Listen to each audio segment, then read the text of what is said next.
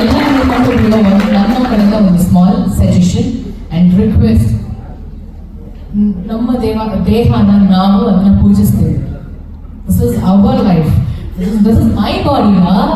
ನಾನು ಯಾಕೆ ಬೇರೆಯವ್ರಿಗೋಸ್ಕರ ಅಯ್ಯೋ ಅವ್ರನ್ನ ಹೇಳಿದ್ರ ಓಕೆ ಡಿಪ್ರೆಷನ್ ಹೋಗ್ಬೇಕು. ನನಗೆ ಗೊತ್ತು ವಾಟ್ ಐ ಆಮ್ ಡೂಯಿಂಗ್ ಅಂತ every day, what I eat, how I work out. And ಇನ್ನೊಂದೇನು ಗೊತ್ತಾ, ಕೆಲವ್ರಿಗೆ 5 ಅವರ್ ನಿದ್ದೆ ಮಾಡಿದ ತಕ್ಷಣ ದಪ್ಪ ಆಗ್ತವೆ, ಕೆಲವ್ರಿಗೆ ಕರೆಕ್ಟಾಗಿ 8 ಅವರ್ಸ್ ನಿದ್ದೆ ಮಾಡಲೇಬೇಕಾಗುತ್ತೆ. ಆ್ಯಂಡ್ ನಾನು ಹೇಳ್ತೀನಿ ನನಗೆ ಅದು ಇರಲೇಬೇಕು. I have to sleep at least for 7 to 8 hours. ಇಲ್ಲಾಂದ್ರೆ ಐ ಲುಕ್ ಚಾಪಿ. ಅದು ನಾನು ಸರ್ ತುಂಬ ಬಾರಿ ಹೇಳಿದ್ದೀನಿ. And you know what, morning ಶೂಟಿಗೆ ಬಂದಾಗ ಐ ಲುಕ್ ಚಾಪಿ.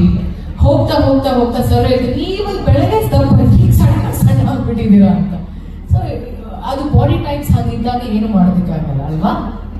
ಎಷ್ಟೋ ಜನ ಹೆಣ್ಮಕ್ಳು ಇದರಿಂದ ಒಂದು ಕಮೆಂಟ್ ಇಂದಾಗಿ ಸೂಸೈಡ್ ಮಾಡ್ಕೊಳ್ಳೋ ಹಂತಕ್ಕೆ ಹೋಗ್ತಾರೆ. ಸೊ ಅವ್ರಿಗೆಲ್ಲ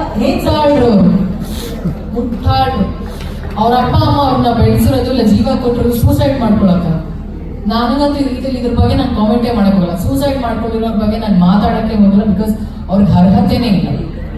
ಒಂದು ಜೀವ ಯಾರೋ ಏನೋ comment god this negative comments ಅನ್ನೋದು ಹೆಂಗಾಗ್ಬಿಟ್ಟಿದೆ ಅಂದ್ರೆ, ಯಾಕೆ ಎಲ್ಲರೂ ನೆಗೆಟಿವ್ ಕಾಮೆಂಟ್ಸ್ ಕಿವಿ ಕೊಡ್ತಿದ್ದಾರೆ? ಏನಕ್ಕೆ? ಮಾತಾಡ್ತಾನೆ ಇರ್ತಾರೆ. ಯಾರೋ ಒಬ್ಬ ನನಗೆ ಇಡಿಯಟ್ ಅಂತ, ನಾನು ಇಡಿಯಟಾ? am I idiot? am I called as idiot by birth? ಇಲ್ಲ, ನನ್ನ ಹೆಸರು Rachita. You call me Rachita, I respond to you. You call me idiot, sorry, get lost. Last question, Manju sir, last question please.